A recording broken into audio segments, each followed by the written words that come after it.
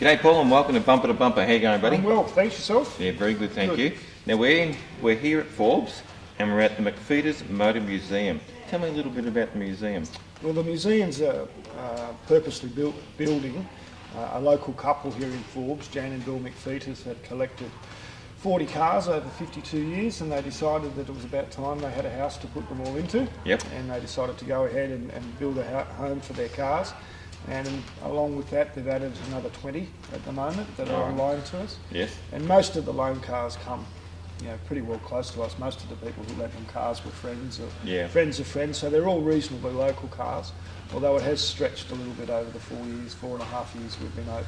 And when you mean stretched, how far? Oh, Forbes is a long way from a lot of places. It is. Okay, we've had a couple in the museum for Melbourne, and just bear in mind that the loan cars do move in and out. Oh yes. And we encourage them to do that. Although some of them have got quite comfortable and have been here since we've been open, but some of them have come in for a year and they've gone out again. We've had a nice GT Falcon that was from Melbourne, and the owner was away on a holiday with his wife for 18 months in a caravan, and we looked after his car for him, and it's come and gone. And we like to sort of see the cars moving in and out, so we can keep the place a little bit fresh. We've got cars from the Blue Mountains in Sydney, and there's a couple from Melbourne in at the moment. Yeah, okay. Yeah. Now, we're in New South Wales, of course. How long has the actual museum been open for then? We opened December 2008, so we're into our 5th year, so it's about probably 4 years and 5 months now. Yeah. And you get a lot of tourists coming up? We'll always say we'd like to have more, but at the moment, the caravanners keep us pretty busy. A lot of car clubs come through. Yeah. We do get pretty regular bus tours through the place as well. It's very seasonal.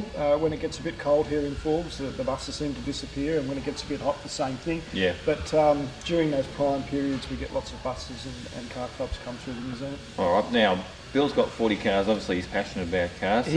What's some of the top cars that he's got here?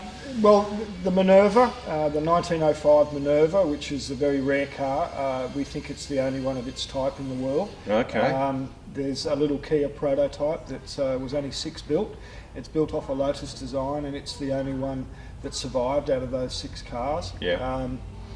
He has some vintage and veteran cars. He loves A-model Fords. So there's I've seen some A-model Fords around. There's 5 A-model Fords in the museum. A very rare Mitchell.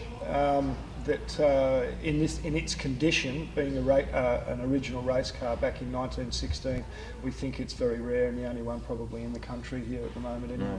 That's good. And what I like also is the fact that some of the cars, especially on the top deck, are actually unrestored. So obviously, you see it in its original state, and more importantly, the car over here, the Swift, you're able to get in and take your photo in the car as well.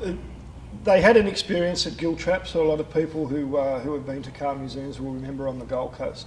And we still have a picture floating around of their son and daughter in Genevieve up in Giltraps, and they wanted people to be able to have that experience.